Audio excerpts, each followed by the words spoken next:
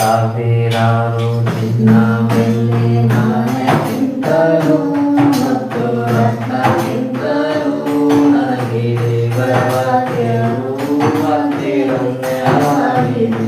ನನಗೆ ದೇವರ ವಾಕ್ಯವು ಅತಿ ಪ್ರಿಯವಾಗಿದೆ. ಸಾವಿರಾರು ಚಿನ್ನ ಬೆಳ್ಳಿ ನಾಣ್ಯಕ್ಕಿಂತಲೂ ಮತ್ತು ರತ್ನಕ್ಕಿಂತಲೂ ನನಗೆ ದೇವರ ವಾಕ್ಯವು ಅತಿ ಪ್ರಿಯವಾಗಿದೆ. ನನಗೆ ದೇವರ ವಾಕ್ಯವು ಅತಿ ರಮ್ಯವಾಗಿದೆ. ಸಾವಿರಾರು ಚಿಂತೆ ನನ್ನದಿದ್ದರು, ಎಂಥ ಕಷ್ಟ ಬಂದರು, ನನಗೆ ದೇವರ ವಾಕ್ಯವು ಚೈತನ್ಯ ನೀಡುತ್ತೆ. ನಾನು ಬಿದ್ದು ಹೋಗದಂತೆ ನನ್ನ ಎತ್ತಿ ಹಿಡಿಯುತ್ತೆ. ಸಾವಿರಾರು ಚಿನ್ನ ಮುಖರಾಗಿದ್ದರು, ಎಂಥ ಕಷ್ಟ ಬಂದರು, ನನಗೆ ದೇವರ ವಾಕ್ಯವು ಚೈತನ್ಯ ನೀಡುತ್ತೆ. ನಾನು ಬಿದ್ದು ಹೋಗದಂತೆ ನನ್ನ ಎತ್ತಿ ಹಿಡಿಯುತ್ತೆ.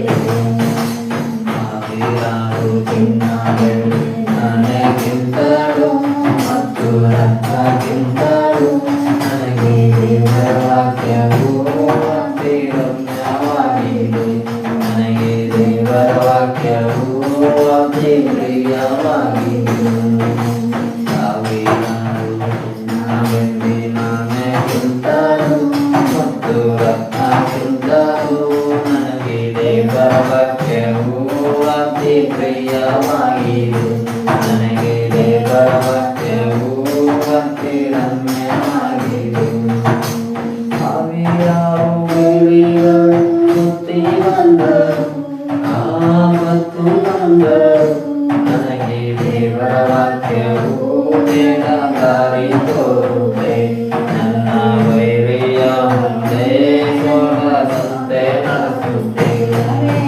ಸಾವಿರಾರು ಗಿಳಿಗಳು ಸುತ್ತಿ ಬಂದರು, ಆಪತ್ತು ಬಂದರು, ನನಗೆ ದೇವರ ವಾಕ್ಯವು ಬೇಗ ದಾರಿ ತೋರುತ್ತೆ. ನನ್ನ ವೈರಿಯ ಮುಂದೆ ಸೋಲದಂತೆ ನಡೆಸುತ್ತೆ. ಸಾವಿರಾರು ಚಿನ್ನ ಬೆಳ್ಳಿ ನಾಣ್ಯಕ್ಕಿಂತಲೂ ಮತ್ತು ರತ್ನಕ್ಕಿಂತಲೂ ನನಗೆ ದೇವರ ವಾಕ್ಯವು ಅತಿ ರಮ್ಯವಾಗಿದೆ. ನನಗೆ ದೇವರ ವಾಕ್ಯವು ಅತಿ ಪ್ರಿಯವಾಗಿದೆ. ಸಾವಿರಾರು ಚಿನ್ನ ಬೆಳ್ಳಿ ನಾಣ್ಯಕ್ಕಿಂತಲೂ ಮತ್ತು ರತ್ನಕ್ಕಿಂತಲೂ ನನಗೆ ದೇವರ ವಾಕ್ಯವು ಅತಿ ಪ್ರಿಯವಾಗಿದೆ. ನನಗೆ ದೇವರ ವಾಕ್ಯವು ಅತಿ ರಮ್ಯವಾಗಿದೆ.